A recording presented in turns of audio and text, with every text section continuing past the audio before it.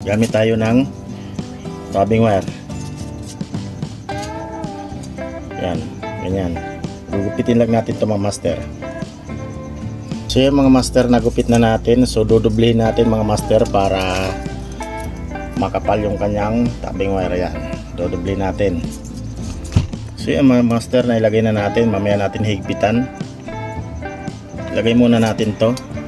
Ayan. Yan ang mga master na ilagay na natin parehas.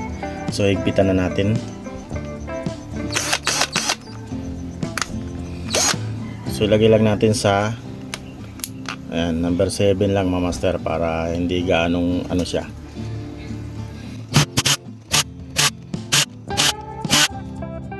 So palitan natin mga master. Ayan. Tapos lang natin.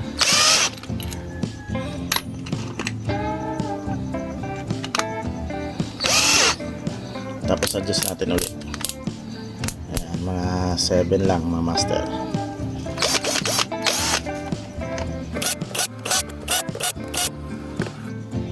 Okay. Dito naman tayo mga master.